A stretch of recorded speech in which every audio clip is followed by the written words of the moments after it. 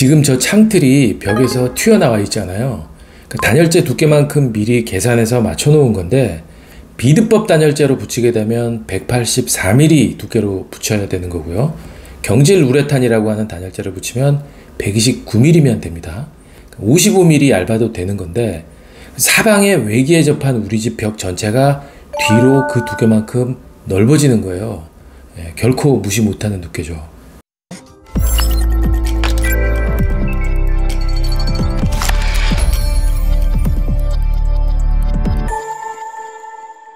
이게 건축 현장에서 사용되는 단열재의 종류거든요. 되게 많아요. 많고 복잡하고 그렇죠. 종류가 많아서 복잡하고, 그리고 용어도 열 관류율, 열 전도율 이런 식으로, 그러니까 성능을 나타내는 어떤 지표 용어, 이것도 사실은 익숙하지도 않죠. 거기다가 이 단열 규정이 계속 바뀌고 있어요.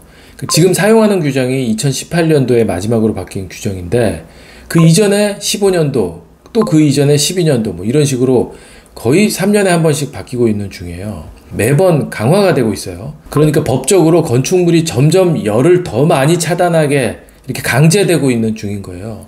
실제로 중부 이 지역의 기준으로 12년도 열 관리율이 0.270, 그랬다가 15년도에 0.210, 18년도가 되면서 0.170으로 이렇게 점점 기준이 세지고 있는 중인 거죠. 열을 점점 더 많이 차단해야 되는 거니까 단열재 두께가 점점 두꺼워져야 했는데 이게 한계가 있으니까 두꺼운 것도 150mm, 200mm, 300mm 마냥 계속 두꺼워질 수가 없잖아요.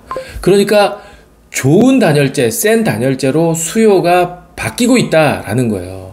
비드법에서 경질 우레탄으로. 그래서 몇 년 전만 해도 이런 식으로 현장에서 단열재 붙이는 공정이 시작되면 저렇게 잔뜩 쌓아놔요. 그래가지고 제가 계속 세대로 올라가는 거예요. 그 다음에 세대 들어가서는 이렇게 여기저기 전부 다 비드법 2종 3호로 계속 붙여 나가는 거죠. 도면을 봐도 15년도 규정 현장에서는 비드법 2종 3호 단열재가 외기에 접한 벽면에 사용하게끔 나오다가 18년도 규정 현장의 도면엔 경질 우레탄 단열재를 사용하게 이렇게 명기가 되어 있어요. 그러니까 대중화가 이미 된 거죠. 그래서 댓글로 문의해 주신 분도 이렇게나 많아요.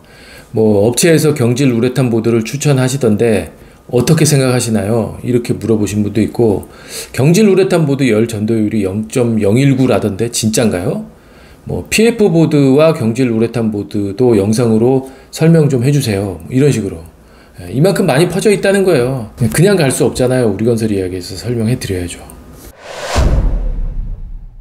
우선 경질 우레탄 이거 굉장히 좋은 단열재입니다. 맞아요. 좋은 단열재다 아니다, 이게 이제 평가 지표가, 단열재는 열 전도율이라고 하는 어떤 그 지표가 있어요. 이게 낮을수록 좋은 건데 비드법 2종 3호는 0.03이에요. 경질 우레탄 2종 2호는 0.023이에요. 거의 이 정도 수준이면 막강한 건데, 이게 얼마나 막강한 거냐면 열 전도율 순서로 얘를 다시 소팅을 다시 해보면 경질 우레탄 그룹이 거의 완전히 위쪽에 올라가 있어요. 전교 2등부터 6등까지 싹쓸이 한 거예요. 단단함의 정도인 밀도도 좋아요. 심지어 얘는 밀도까지도 좋아요. 그래서 같은 조건에서 두께를 줄일 수 있다라는 얘기인 거예요. 그러니까 집을 지을 때 이 정도까지는 단열이 돼야 돼 라고 어떤 정해놓은 정량적인 기준치, 이걸 열 관류율이라고 한다고 했잖아요. 그게 0.170이에요. 중부 이 지역이. 이 숫자를 만족하기 위해서 비드법 2종 3호는 184mm 두께로 시공을 해야 되는데 경질 우레탄 2종 2호는 129mm 두께로 시공을 해도 저 기준치 0.170을 만족한다라는 거예요. 55mm 차이죠. 이건 무시 못하는 두께입니다. 외벽 전체 다니까. 가스로 팽창시킨 단열재의 어떤 치명적인 결함이죠. 지금 보고 계신 사진이 한국 패시브 건축협회에 등재되어 있는 이 폴리우레탄 발포 과정 사진인데, 이런 식으로 엄청나게 팽창하면서 저 셀 내부에 이 가스가 이제 꽉 차면서 이렇게 팽창을 하는 이런 과정인데, 이게 시간이 지남에 따라서 가스의 일부가 빠지고 그러면서 단열 성능이 떨어지는, 이게 이제 경시현상이라고 그러는데, 이거 그러니까 경질 우레탄 보온판도 경시현상이 있습니다. 그런데 여기서 중요한 게 있어요. 대한건축학회에 발표된 논문에 의하면 지금 보고 계신 1년 후에, 그러니까 설치해 놓고 1년 후에 21%의 단열 성능이 떨어지는 것으로 나와요.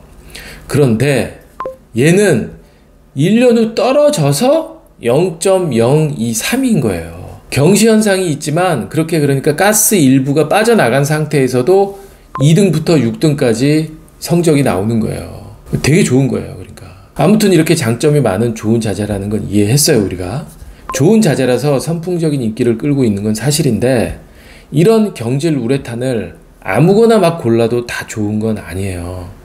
그러니까 좀 잘 보고 골라야 되는데 뭘 주의해서 골라야 되느냐. 이 종이 일종보다 열 전도율도 더 우수한데 가격도 더 싸요. 이게 도대체 어떻게 된 일이냐면 이게 제조 과정에서 이렇게 부풀리면서 그 양쪽 면으로 이 패브릭이 들어가요. 그 판재 모양을 만들려고 그 위아래로 천이나 아니면 알루미늄 방막이나 뭐 이런 걸 놓고 이렇게 부풀리는데 그 앞뒷면에 이렇게 붙어 있어요. 이 패브릭을 떼어낸 게 1종이에요. 안 띄고 그냥 놔둔 게 2종이고. 그러니까 떼어내는데 추가 공정이 더 들어가게 되면서 그만큼 가격 차이가 더 나는 거예요. 더 비싸지는 거예요. 그러니까 그냥 2종 쓰시면 돼요. 굳이 뭐 누드폼 쓸 거 없이. 현장에서도 다 2종 써요. 단열재는 제작하고 나서 일정 시간까지 부피가 줄어들어요. 그 일정 시간이 2일까지 급격하게 줄어들다가 10일 이후엔 뭐 거의 변화 없이 그래프에서 보시는 것처럼 저렇게 진행이 돼요. 그래서 뭘 보면 되느냐? 단열재 측면에 보면 생산일자가 저렇게 찍혀서 나와요. 그러니까 얘를 확인해 보고 최소한 10일이 경과한 상태에서의 단열재를 골라야 되는 거죠. 그래야 이렇게 안 돼요. 부피가 막 줄어들면서 틈새가 막 다 벌어졌어요. 단열재가 부풀어 오르는 과정에서 이 내부에 균일하게 이렇게 쫙 팽창했어야 되는 건데 그렇지 못하고 가스 같은 게 이렇게 뭉쳐가지고 큰 구멍이 생기는 경우가 있어요. 단열재 내부에 생긴 큰 구멍, 이걸 공동이라고 그러는데 경질 우레탄 보드 제작 과정에서 이 공동이 생기는 경우가 많아요. 이 공동을 육안으로 잡아내야 되는 거잖아요. 우리는 이렇게 하시면 돼요. 그러니까 패브릭이 붙어있는 2종을 선택할 거잖아요. 이 패브릭 상태를 보고 판단을 할 수가 있는데 이게 표면에 무슨 뭐 문양 들어간 것처럼 막 이렇게 잔주름이 있거나, 그러니까 1번 사진 아니면 2번 사진처럼 패브릭이 약간 이렇게 울퉁불퉁해요. 그러니까 불안전한 가스 때문에 굴곡이 이렇게 젖어 있는 거가 표면에서 볼 수가 있어요. 이게 공동이 있는 경질 우레탄 보드의 특징이에요. 그러면 이렇게 만져보세요. 만져서 구멍이 만져질 텐데 그 부분을 이렇게 살짝 뜯어내보면 영락없이 이렇게 돼 있을 거예요. 뭐 길이 10cm, 깊이 3cm짜리 구멍이 이렇게 나 있는 거예요. 그러니까 면제를 뜯어보기가 좀 거북하면 옆구리를 봐도 돼요. 아까 그 날짜 적혀 있다라고 얘기했던 옆면이요.